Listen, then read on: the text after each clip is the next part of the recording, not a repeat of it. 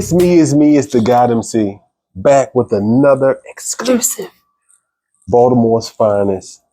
We got Zoe the Fashion God in the place to be. A good friend of mine, but she has a story, and we need to vibe on it. We need to figure it out, see where we come in, and how can we be a part. Zoe, welcome to the Goddamn Show, man. Yo, what's going on, Mike Fizzle, my God. Thank you so much for just inviting me here today, man. I mean, I'm just elated to just be in your presence and just be able to vibe, man. It's long overdue, and God couldn't have made it happen no time greater than right now. So I'm excited to just be here. MacG.TV, we going there, we going up. So I'm just loving the energy and loving the vibe. And I'm just loving the opportunity to be able to just share, my experience and my growth. Yeah. That's who I am as a person. So the last time we rapped and chilled right here in the old Baltimore City, we back in the gym. Back in the day. So tell me a little bit what happened at the high school.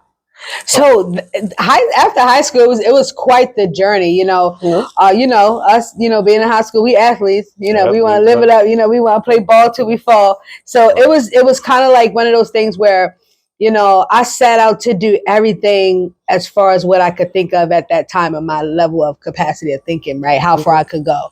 We think about, when we think about life, we think about, okay, I want to graduate high school. And it's like, okay, you do that. And it's like, oh, I want to go to college. Do you do that? And it's like, oh, I want to get a job. And then you do that, right? So it's just like, I always just felt like that's easy, to follow those footsteps. So what I decided to do, I decided to just lean on my passions. I knew it was something about me that it just couldn't I just couldn't sit with just the norm, right? So I started to tap into who I was as a person, and I knew that despite what was in my environment, being in the hood, we live in Baltimore, I don't have a get it out of the mud story, but it's very interesting, I could say out of the mud, considering if you want to calculate the rain and then the dirt, hence mud, but then we could say we get it out of the mud, right? But honestly though, just based off of just, how I was raised, I knew it was more that I wanted, right? So that more that I wanted kind of fueled my passion. I knew that I wanted more education, so I thrived and I created when it first began, in the beginning, I created a pathway for the youth. Okay. Hence, it was called Sincere Knowledge, and I wanted to be an advocate for the youth. I wanted to be someone was to me. So it just kind of just pushed me into just being an educator and a provider of wisdom and just, a safe place for people. But then I also realized I had a passion for like fashion and making clothes. So I was just like, how can I make this work? How can I still be both and still do? Bring both of them together? Yeah. How can I bring both together? Right. So as I grew as an artist, and then just to piggyback a little bit before high school, I became a sustainable fashion designer at about age 6. Okay. Yeah. By just having access. That's the word that I want to use, access. That's the word of the day, access, because a lot of times having access is what could put you in the next space, right? So having that access to needle and thread when I was a kid just opened up my eyes to that I have the ability to create, right? So with that creativity, with that creative mindset, I say, you know what? I can create whatever environment. I can create whatever emotion. I can create whatever it is that I want to feel about myself. Right. And once I developed that ability and that confidence that I can create whatever I want. Right. It was a wrap. So, I just really dived into that fashion. I do have a question for you. In reference to the, as you were younger, you being introduced or having that access that we talked about. Who gave you that access? Who was the one to introduce you to some of the passions that you now have today? My parents, and I give a big shout out to my parents because, I grew up in the 80s. I was born in 81, right? So during that time, a lot of a few people within our time frame who were born with me, you probably have dealt with a lot of issues in the community, parents doing, being subjective to the streets, different things of that nature, right? But I had a huge, strong foundation, right? So it just kind of just put me in a space where, you know what? I was given this by my parents, so I gotta make the best of it. You know what I mean? And then it was something that I enjoyed. I'm like, oh, I could play with this. Like, this wasn't your traditional toy. You know, I could have been given a basketball, which I did. With that, you know what I mean? You still got a little smack. Or, I could do the Barbie dolls, and I had all of that, but it was just that one thing that stood out to me about having access to that. So I give my parents, big kudos for just giving me something else other than your traditional toys. Right. And, and I've dibbled and dabbled in everything as a kid. And I'm thankful that my parents was able to give me that experience as a kid, to choose what it is. It wasn't something like, oh, well, you're going to be a doctor because I am, or you're going to work for this because I am. We were given access to a lot of different things to allow us to explore who we were as kids. And that's a blessing. All right. So let's move on a little bit from there. Tell me a little bit about some of the struggles within the passion, some of the ups and downs, because you're great right now. You just thriving, you just energy, you just light, right? Yes, you beaming right now. Right. But for myself, and I can speak for myself, we all had to go or find a some people call it rock bottom or being at the top of a cliff or coming off the cliff. Where did you find that balance, and how did you get off of that platform? How did you jump off of that platform? That's an interesting question, Mike. The main thing that kept me focused is because I wanted more. Okay. I knew that despite how I was raised, because I was, okay, if I had to put it into like a perspective, let's just say I went from the Cosbys to the PGs. Okay? Okay. And, ain't nobody's fault. It's just life. Life gets the life in, right? But I knew that from that foundation that was built for me, that it was more for me out there. It wasn't, my situation didn't make who I was. I could determine, because I already knew back then when I was 6, I had access. I got access to me, and I can create what I want. You know what I mean? So when I got faced with those hard times, I always thought I used other people's examples. I didn't wait for it to happen to me, because I already see if you do that, then 9 times out of 10, it's probably going to happen the same for me. So I got I built up courage and confidence by watching other people jack up. Oh, yeah. So I very rarely gambled, because I'm like, it's too far off of it being something that could happen to me, right? So when I would get faced with adversities, and I just always thought, what would my parents do? What did they instill in me that I have right now on me, tangible, that I could use? Right. And they gave me a lot of tools. But as you're growing up, you don't know what tools are for what, right? True indeed. You just know that people just giving you stuff and telling you stuff, telling you what to do, telling you how to run your life, telling you how to, but all the whole time they were giving us tools. Right. Like when you play that video game and you get to the next board and you get all the coins from the first board, and then you get the gem, and then you get it prepare you for your next stage, right? And that's always how I view life. I figure whatever is right now, good, bad, and different, I know it's something that I could take from this that's going to get me to the next board, get me to the next level, right? Get me to the next time that I have an opportunity to shine, right? So that was just my whole push, and that's where my passion come from. It's more, and it start with me. And if I want it, I can go and get it. And despite having days where I gotta sit by the window and do my homework because the light's out, or we got to do some things that's, unconventional. We figure it out. Absolutely. We figure it out. So it's just it may seem like it's jacked up right then and there, but when it's a greater purpose, and that I'm going to come out of this, I just feel like there's just nothing that can hold me back. I'm not going to sit here and just dwell on what it is and how bad it is and all this and all that. Just get out of it. So take me to where you are now, and let's talk about some of your passions with finance. Oh man, that's getting sticky. It's like that.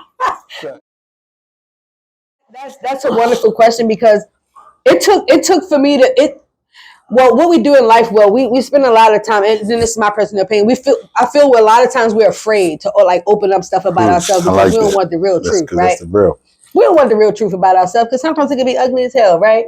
But in order to grow, you got to open it up, right? So I'm already an advocate and an epistemophilic. That's another word of the day, which is a lover of knowledge, right? An epistemophilic.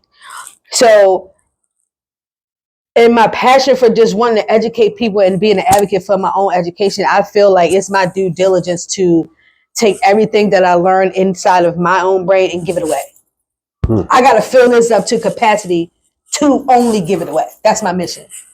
You know, I don't feel nothing else. Like, I have to fill this up to where as though it's getting ready to explode. So now everything is coming like a piñata. Like, everybody's getting candy and everybody's happy, right? So I did that with my fashion, and I did that with my education. And then when I learned how to become my own financial money manager and understand my finances and break through that monster or that fear of understanding my own money, it just made me like, oh, that's another thing that I got to fill up on and educate myself on and give to my community, right? And I always felt like I didn't have enough money, or I don't make enough money, or I don't know what to do with my money. And it was just like this fear of not, like, you know, so I give it the analogy of like the monster in the closet or the monster under the bed type vibe. You know, and they tell kids, and it's like, you know, at nighttime. So I sat in my room or sat in my thoughts and was like, you know, this money monster is kicking my butt. But once I started to educate myself, man, I kicked that little monster ass. You know what I mean? That little money monster, like this, on the top up, like, you know, with the water, set him up like this, right? So it just pushed me to just understand a pain point in our community, a pain point within myself. And it just pushed me to just want to learn more. So what I did was I understood the importance of saving for our future. I understood the importance of understanding our own money and being our own money managers. You know, it doesn't start with anybody else. And it's not about being rich. It's not about, you know, you can grow wealth after you have an understanding. Am I correct? Right. But in order to just have an understanding of the way you are and not be afraid of where you are. Yeah, I would more say to watching or understanding the habits that we create within ourselves, within spending and things of that nature, because we find ourselves, hey, we're consistently making a set amount with a certain amount of hours and things of that nature. If we can't manage that portion of it, then how are we able to then go out and borrow against certain things so that we can expand and not use all of our cash to go, and we can use the credit to go. And then just, so it's great. It's wonderful that you said that as well, because it was like, it wasn't until I was able to check my own temperature. Right. You know, and understand what it is that I want for myself. And it's like, a lot of times we get afraid, that fear, you know, we can set goals. We can understand our money and set goals and live the life that we want to live too. You know, we're not no exception to the rule. The only exception is the fact that you don't want to change your mindset. You don't want to change those habits. That mindset and those habits. So once I was able, and I'm still learning, you know, I'm not 100%. I'm still work in progress, because at the end of the day, you know, if we had it all figured out, then it wouldn't be no work to do, right? Yeah. So we have to continue to just keep pushing forward and be, you know, do our due diligence and have that spirit of discernment and just, you know, and instill that's something that's going to carry somebody on to the next phase. So I had to understand my finances, and once I understood that, it was just like, okay, I gotta school my people. You know, it's just like, you go, you know, you buy the new Jordan, just like, bro, I just bought these new J's. Look, check these out. And that's how I feel about everything that I learn and everything that I see that's going to be beneficial to somebody else. It's like, listen, man, I got this education, you know, in school. This is what I learned. Let me show you how I can make you better. You know, and with the finances, same thing, man. Listen, I learned this, and let me show you how you can, you know, because we don't understand a lot of things until we're privy to it, you know, or it was brought into the surface or brought into a way of layman's where you can understand. Yeah, to get an understanding. So then my next question is this. Then I do have a question. What gives you the edge in your industry? What gives you that nudge in the fashion industry about your style? Tell us a little bit about your style. So, I think you're gonna be embarrassed, right? But no, I think that first of all, I think that I'm just so organic and just so chills that, you know, like, just even on a bad day, it's just like I'm a vibe, you know? Right. Okay. And I just heard here recently, it's like, your vibe attract your tribe. Oh, yes, I just heard that the other day. Yeah. I like so that. like I give it to him. Look, wow. So a guy, he said that we was doing a panel, a career panel for some kids over at Milford, and he said that, and I think that because I'm just unapologetically me, and it just speaks numbers, and it just speaks volumes. Like I can go into a room and I don't even have to say a word, but I think my wordplay and my storytelling of my clothes and my selection of what I choose to wear is a conversation piece in itself. Right. So and I never shied away from what I felt. Yeah. And as a designer and just coming up, I love all my designers. Don't get me wrong, but I'm a sustainable designer, so I'm not really trying to run in there and buy the fast fashion. And I love y'all, but y'all can't make what I want to wear. I'm sorry. I'm just going to put that out there. So that there is a space, and that's what separates you. You have created as your own space, and that's something I love about you. Yeah, I created my own space. But let's see, I get Gucci and all that. That's cool. Okay. And that's good. I love them, but they can't make what I want to wear, and I want to make it. I want to wear it right now. I don't have time to go through all y'all, and that's what, and that's where I have the luxury because I'm a designer. I do cut and sew, I do embroidery, I do screen printing, I do upcycling, I deconstruct items, and for me, it's such a passion because I'm an educator and I'm a geek, man, and I love knowledge and I love to learn. And science and biology is one of my favorite subjects, right? So I just love the sense of evolution.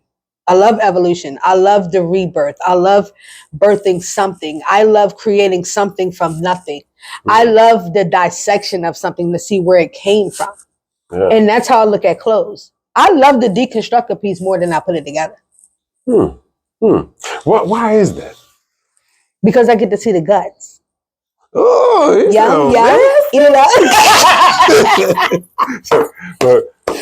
but I get to see what it's made of. Correct. See what keeps it tough, what makes it resilient. And I compare that to myself. When you start deconstructing stuff, man, it'd be one little thread that holds this whole piece together. Wow. That's powerful because listen, when you deconstruct it, if I pop that one thread, that whole garment is gonna fall apart. I could sit here and cut it up the sleeve if that's what I want to do.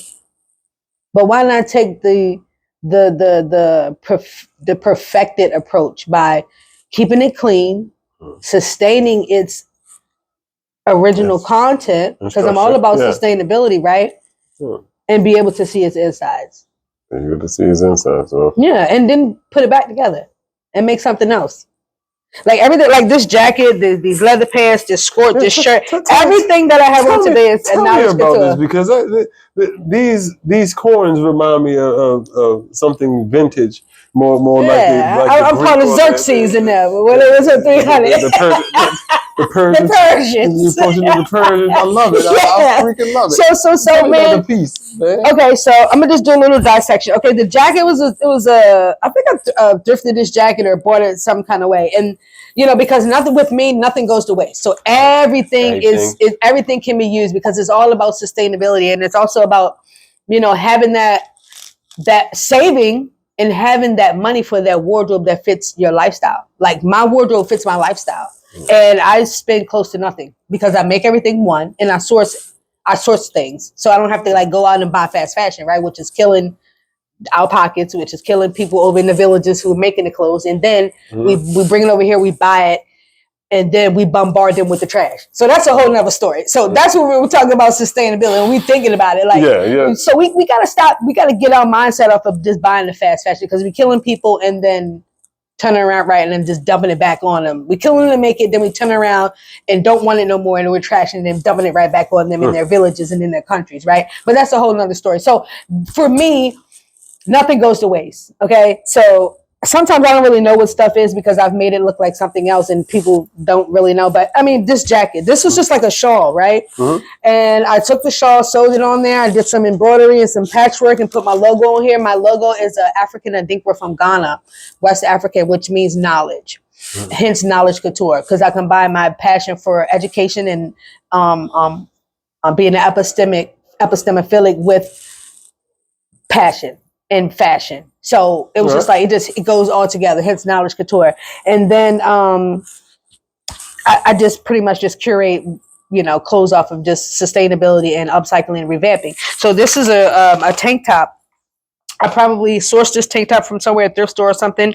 And what I did on here, I did a sublimation print of the American flag. I designed this flag and put it on this. I actually used this for the American Boy collection that I was speaking about when we was talking about the dandies and all that good stuff. And the guy was like, "Oh yeah, you dress like a dandy," all that good stuff. So this was the American Boy look. So I did a sublimation print on here, which I absolutely love this shirt. And everything about my clothes, they're sustainable. They're not going to be able to go to they can't go to waste. It's not going to rip. It's not going to tear. It's not going to do any of that. It's sustainable to the environment and everything that I'm an advocate for. This was. Oh, these were probably sleeves. That's what it looks like. It probably was a sleeve to a dress, and I just did like some funky lace and embroidery around the end. It just made me like some little sleeves. French and Prince. Well, oui, je vous français un peu. Voulez-vous coucher avec moi? Like all that good stuff. What Patty said. Yeah. What Patty said. Yeah. But yeah, so these are some leather pants that I made. It has like this score embellishment on it. This was kind of giving like a ball man. Yeah, this was giving like a little ball man effect. Yeah, a little ball man, a little score or whatever. And I just did like some embellishment. Then I got my little rib pumps. Boop, boop, boop, and it's just my look for today. So that's how I'm just vibing, And I got my signature trucker, my thinking cap, knowledge gangs, all the favorite girl all day, So yeah, and then all of this is just all upcycled, hand painted.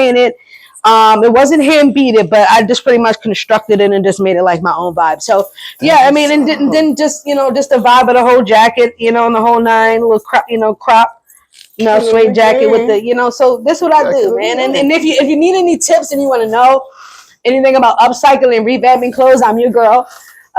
You can slide in my DM, Zoda Fashion Gawd on IG, Knowledge Couture on IG. You already know how I go. Right. Fashion and finances, we going up with it. So, man, listen, I'm your girl. Tap in sustainability in both. We going up. Right. So, hey, look, we're going to close out the interview from here. It's me. It's the Gawd MC, MacG.Media, MacG.TV.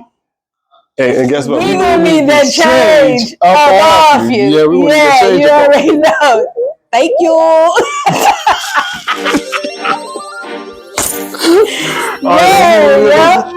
That's it though, man. That's a lot. We got the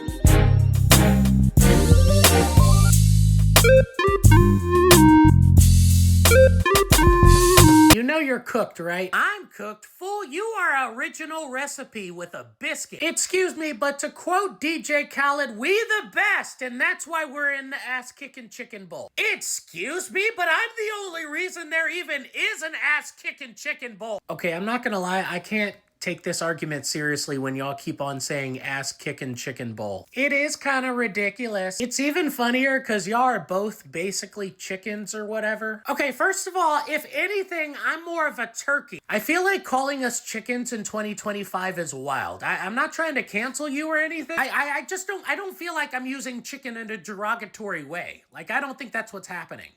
I don't think that's what's happening. Oh, no, okay. Okay, so you think all birds are alike, huh? You might as well just call us pigeons at this point. We're just walking around Manhattan, huh? We didn't land on Popeyes. Popeyes landed on us. Hey! Are you guys done? Hey, Affleck Duck. Hey, nothing. If I'm gonna sponsor y'all, I want less talking and more football. Absolutely. I'm ready to dominate this thing. And the only thing you gonna dominate is a bowl of chicken noodle soup. Wow, bird-on-bird crime. That's sad. The Ass-Kicking Chicken Bowl takes place before the big game on August 31st in Atlanta, Georgia. You can click the link in my bio to watch it live.